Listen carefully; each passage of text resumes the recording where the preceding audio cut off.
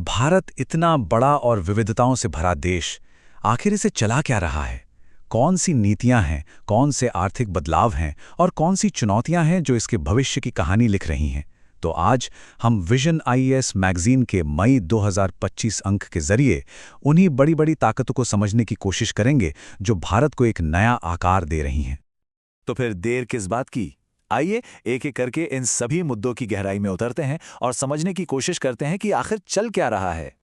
तो सबसे पहले बात करते हैं एक ऐसे मुद्दे की जिस पर काफ़ी बहस छिड़ी हुई है और जो भारत के सोशल फैब्रिक मतलब हमारे सामाजिक ताने बाने को हमेशा के लिए बदल सकता है। जी हाँ, हम बात कर रहे हैं जातिगत जनगणना की।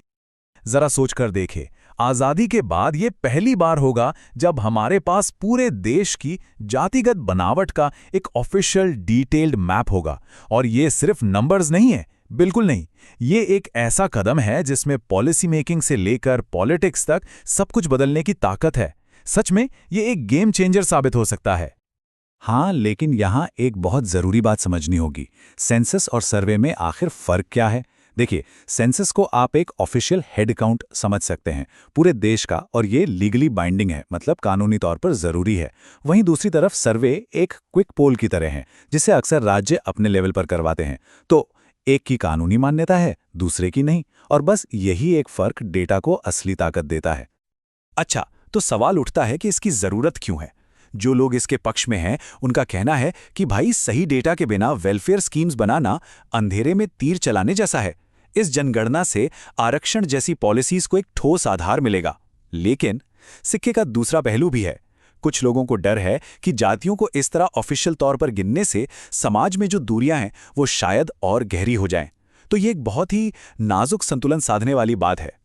तो ये तो हुई देश के अंदर की बात, लेकिन भारत की कहानी सिर्फ अपनी सीमाओं के अंदर ही नहीं लिखी जा रही है ना? देश अंदर से जितना मजबूत होता है, दुनिया में उसकी आवाज उतनी ही बुलंद होती है। तो चलिए अब जरा बाहर नजर डालते हैं और देखते हैं कि ग्लोबल स्टेज पर भारत अपनी पहचान कैसे बना रहा है। और यहाँ एक बहुत बहुत बड़ी खबर है।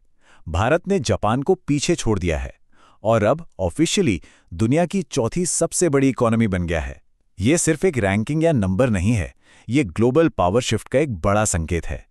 इसके इकोनॉमिक और जियोपॉलिटिकल दोनों ही तरह के असर काफी दूर तक जाएंगे। देखिए, भारत की ग्रोथ की रफ्तार पिछले कुछ सालों में जबरदस्त रही है और अनुमान यही है कि आने वाले वक्त में ये फासला और भी बढ़ने वाला है। ये साफ दिखाता है कि दुनिया की इकोनॉमिक पावर का सेंटर ऑफ ग्रेविटी अब कैसे बदल रहा है। और इस बढ़ती इकोनॉमिक पावर को और फ्यूल मिल रहा है यूके के साथ हुई नई फ्री ट्रेड एग्रीमेंट से। सोचिए, इससे इंडियन बिजनेसेस के लिए यूके के मार्केट में वो दरवाजे खुलेंगे जो अब तक बंद थे। मतलब सीधा सीधा एक्सपोर्ट में बढ़ोतरी और नौकरियों के नए मौके। अच्छा, इकोनॉमिक पावर तो बढ़ रही है, लेकिन इसके साथ जिम्मेदारियां भी तो बढ़ती हैं, है ना? और अपने एसेट्स और इन्फ्लुएंस को प्रोटेक्ट करने की जरूरत भी। तो अब बात करते हैं सिक्योरिटी की और देखते हैं कि भारत इस मोर्चे पर अपनी सोच कैसे बदल रहा है। यहाँ एक बहुत बड़ा स्ट्रैटेजिक शिफ्ट देखने को मिल रहा है। इसे सिंपल शब्दों में समझें तो भारत अब रिएक्टिव से प्रोएक्टिव हो रहा है। मतलब अब सिर्फ प्रॉब्लम होने पर रिएक्ट नहीं करना है, बल्कि खतरों को पनपने से पहले ही रोकना है। और ये डिफेंसिव माइंडसेट से प्रोएक्टिव अप्रोच की तरफ एक बहुत बड़ा कदम है। और अब आते हैं उस एक मुद्दे पर जो इन सब बातों की नींव है, हमारा एनवायरनमेंट, हमारे ग्रह की सेहत। क्योंकि सोचिए, इकोनॉमिक ग्रोथ हो, नेशनल सिक्योरिटी हो, इन सब का क्या मतलब रह जाएगा अगर हमारे पास रहने के लिए एक हेल्दी प्लैनेट ही ना बचे। सिर्फ हिमालय का ही उदाहरण ले लीजिए। एक तरफ क्लाइमेट चेंज की वजह से ग्लेशियर्स पिघल रहे हैं, दूसरी तरफ बेतरतीब कंस्ट्रक्शन। हिमालय पर बहुत ज्यादा दबाव है और इसका असर बहुत खतरनाक हो सकता है, खासकर पूरे सबकॉन्टिनेंट की वाटर सिक्योरिटी के लिए।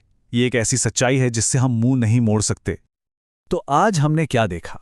हमने एक ऐसे भारत की तस्वीर देखी जो एक बहुत ही अहम मोड़ पर खड़ा है। एक तरफ वो अपनी डोमेस्टिक पॉलिसी को नया आकार दे रहा है, तो दूसरी तरफ दुनिया में अपनी जगह मजबूत कर रहा है, अपनी सिक्योरिटी स्ट्रैटेजी बदल रहा है और साथ ही अपने सबसे कीमती नेचुरल रिसोर्सेज को बचाने की जद्दोजहद भी कर रहा है।